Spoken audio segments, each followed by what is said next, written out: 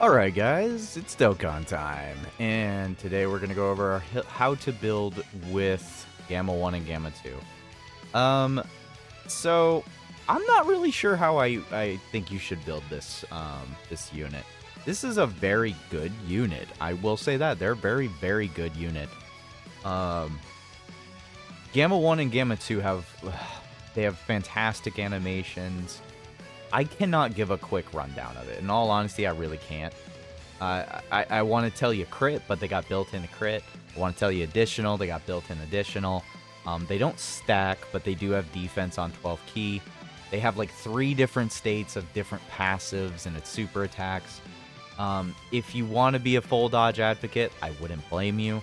But I kind of think probably the most bang for your buck as far as like a quick, like at the top of my head, the first choice I would say, I would probably aim towards more of additional with them. Because they do everything else, they tank super well, they have built-in 5 dodge. I would say if this was a 55% kind of ordeal, I would just slap on some extra additional and be with that. The other thing to remember with these guys is that they do have special equipment that you can get from an event, so that is something to keep in mind. You can get a level 8 defense and a level 4 crit and additional. So if you have them with 2 dupes, you can already have a free level 9 additional and crit right there, and then the defense with the bronze.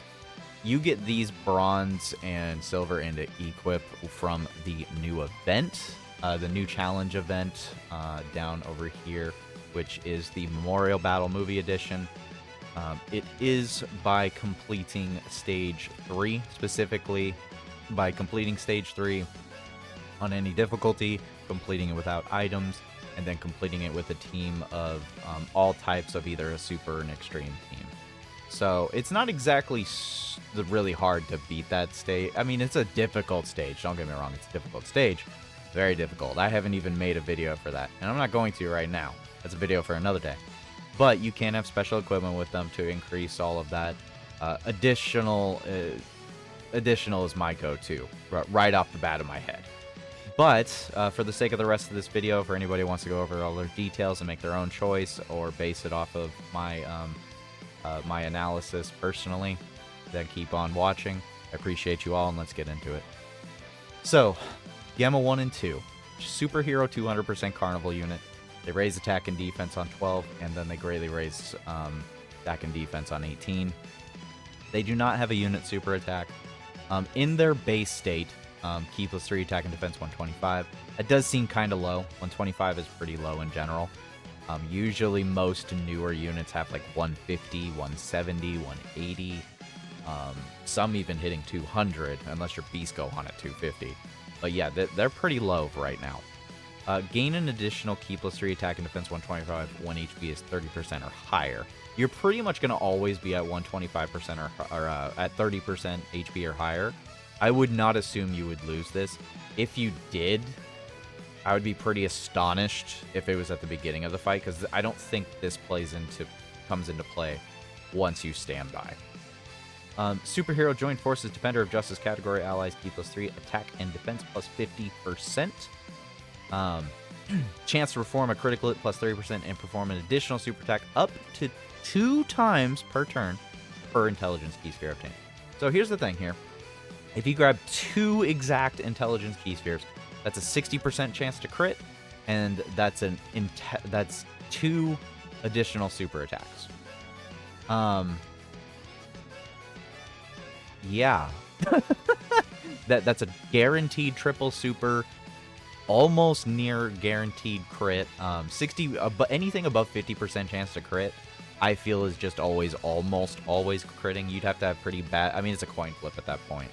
But they also have more built-in crit right here. Chance for a crit plus 12% and perform an additional attack that has a great chance to become a super attack up to twice per turn per AGL or STR keeper. I take that back, what I just said. So they actually have a much lower chance of performing a crit and additional supers if you're only able to get AGL or STR key spheres. Now the problem with this is that they're not an orb changer.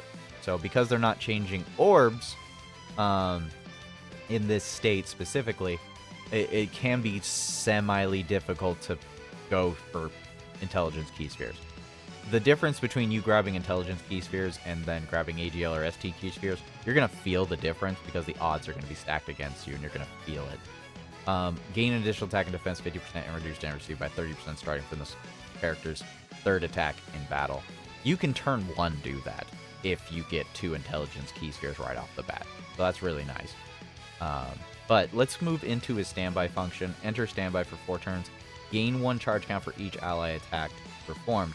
Now, in my personal experience with this unit, it's only 4 turns.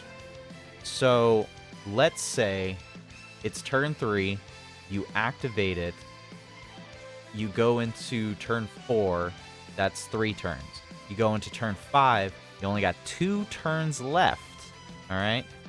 Now, the thing is, the standby leaves on the 4th turn. So you have 2 choices when you use the standby feature. You either float them off, wait for them to come back, and once they come back, that'll be the perfect time for you to launch their super, or you just put them and keep them on rotation, and whatever you get on that rotation and the next rotation, you just launch the standby. Launch the standby finish. That's what my suggestion would be, because I don't think you'll make it to the turn if you keep him on rotation. You won't make it to the turn 1 point. You'll make it to turn 0 basically. I might have that reversed. Use discretion wisely when using it, because 4 turns doesn't feel right. Anyways, you can only activate it when your HP is 70% or less, or after the character has attacked 3 or more times in battle. So once again, you can activate it virtually turn 2, or their second appearance specifically. They have Android Assault, our Red Ribbon Army, Shocking Speed, Fierce Power, Signature Power, Pose, Hero of Justice, and Legendary Power. Obviously, their best link partner is themselves, Gamma 1 and 2, other Gammas, and then you're getting into androids, and then at that point, it's just whoever has Shocking Speed, pretty much. So, let's go on to their standby mode. So in their standby mode, they actually have a different passive, and their 18 key changes. Their 18 key actually starts giving superclass allies defense plus 50% for the rotation. So once again, they want to be in slot 1 or slot 2 at the worst case scenario. They don't want to be in slot 3 because when you use this, it's only for the allies that are within the turn. So unless a boss is AoEing, you're not going to see the benefit from, let's say that you used your 18 key super on slot 2. The slot 1 unit no longer has any use or care for that 50% boost. So you want to put these guys in slot 1 once you stand by. E plus 6 attack and defense to 50% and reduce damage received by 50%. So if you didn't notice right there, you have 50% damage reduction. You have 250% boost attack and defense. You're getting another additional attack and defense when attacking. They're supporting allies by 50%, Joint Forces, Defender, Justice, Superheroes. They have chance to perform crit plus 30% and perform additional supers still with each intelligence key sphere. Make sure you're always grabbing intelligence key spheres. And then, or you have the AGL STR lower effect for the same thing. So that part didn't change. Now, with this, you can do the finish skill, which will actually temporarily raise your attack by 100% per charge count, cause super ultimate damage, stuns the target enemy for a turn, and then exchanges into Gamma 1. So, very good form right here. This is unfortunately only when you're in the standby mode. So once you leave the standby mode, you'll only see this for literally 2 turns. That's it. That's all you're going to see. You're only going to see it for literally 2 turns, 2 appearances when you use the standby. Afterwards, once you standby finish, obviously it's just Gamma 1. But he actually kind of gets a little bit better. Instead of only for 1 turn, that superclass ally's defense raising goes for 2 turns. So it actually carries over to the next rotation, which helps out quite a bit. But you also have to keep in mind he's no longer a he is no longer a slot 1 unit in my opinion. He gets key plus 3 attack and defense 150, reduced damage received by 15%. Gain additional ki +3 attack and defense 150 and reduces damage received by 15% if HP is 30% or higher. Now, you can correct me if I'm wrong, and that's fine. I 100%, I'm completely fine with that. I hope you do. I believe this only takes effect after you super. Because of that, that's why I don't think he's a slot 1 unit. If it applies before he super attacks, then yeah, he's a slot 1. Because that would mean he still has the 30% damage reduction at that point. And 30% is still pretty decent, but if you're running a double gamma, and let's say, I mean, yeah, you're not going to get, never mind. Reverse. Let's just keep going here. Gain additional attack and defense when attacking, but that is on super only. He still is supporting all 3 of these categories. He has a free additional super here. He finally changes AGL key spheres into intelligence key spheres, finally. And then gain a chance to perform a critical hit plus 20%, max of 100%, and reduce damage received by an additional 10%, max of 50% per intelligence or STR key sphere obtained. So, what you can collect during the fight, it highly will depend on if they can be in slot 1. Obviously, even if you only get 1 intelligence or STR key sphere, they're still going to have 40% damage reduction. So, you can ignore what I'm saying and just throw them into slot 1. But if I take a moment and go ahead and pull up stats from like Halvard, see what their pre-super defense is, you can have, I mean, I'm sorry, I'm not trying to be rude to these bombing amazing units, but the thing is, personally, if a unit doesn't have enough defense pre-super, whatever damage reduction they have is irrelevant. You can go look at STR, Super Saiyan 3 Vegeta, and he proves every single time that even with 80% damage reduction, you need defense, man. You need defense. So without support, you're only at 313. If your HP is 30% or above, you're at 470. So 470, that's the bare minimum, in my personal opinion, of actually being able to be in slot 1 with damage reduction. So in this case, I would actually say, now that I've gone through all of their stuff after I've been using them, if you have Gamma 1, yeah, they're fine in slot 1. Gamma 1 and 2, however, 50% damage reduction does go a long way. But if we take into, let's see here, without support, 418, 50% damage reduction. If he gets hit with a 2 million super attack, which all of the new bosses are doing, by the way, you're still going to take 1 million damage from a 2 million super. So, I mean, pre-super is what I'm saying. Pre-super, a unit in slot 1 needs to be able to survive a pre-super attack. That's my opinion. If you're putting a unit in slot 1, it's because you know they can either dodge or guard damage reduction enough that a slot 1 super attack, frame 1, before you can super attack to build up your defense, before you can do that, they can survive. If you get the Gamma 1 and you get even just 2 or 3 intelligence key spheres, I'd say he's pretty much safe in slot 1 for the most part. But you really want to get that max damage reduction if at all possible. If you had the max damage reduction, like you collect 5 intelligence key spheres, and then you on top of that have this 30%, that 80% damage reduction, yeah, that's fine. That's perfectly fine. But if you only grab 1, and you're only at 40% damage reduction, when you're only at freaking 400k defense, you're not going to survive a 2 million super. You're going to die. I'm sorry.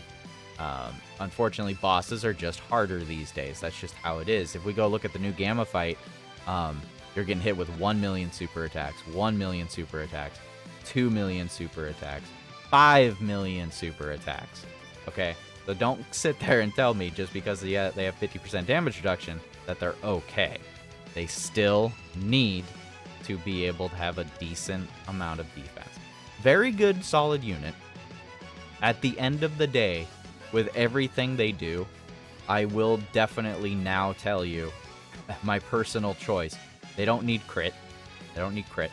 They need additional and dodge.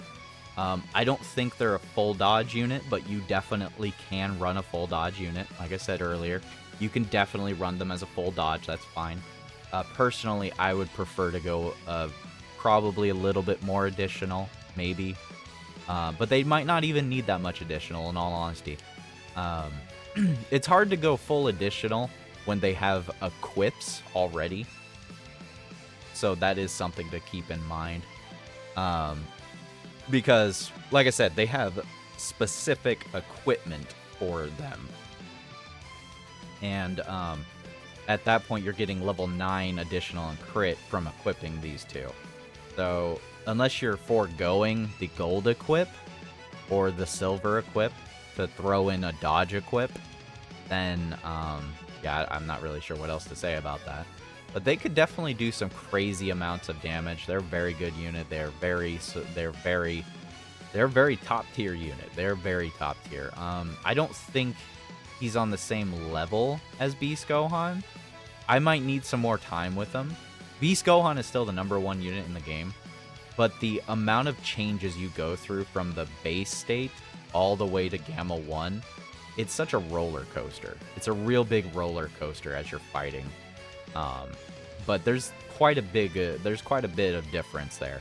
Slot 1ing them before they standby finish can feel really painful because they won't take it as well because they only have the 30% damage reduction. If they even, they won't have it turn 1. So, I mean, they're still a very good unit. I still love this unit. Great animations. They're very reliable. Early on, they don't do a lot of damage, but later in the fight, they do a ton of damage.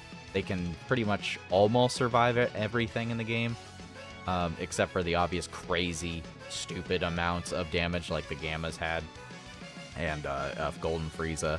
You know, those kind of instances they wouldn't survive. But otherwise, I mean, they're a very, very fun, good unit, and I would highly suggest probably full... This is one of those times I cannot suggest full anything. Split it between additional and dodge, or, you know, if you want to go full on either one of them, I'd suggest playtesting them a little bit before you really submit the final nodes and equipment into them. See how they feel, what it feels like they need more than anything. It's kind of more of a personal choice, but they don't need crit. They don't need crit.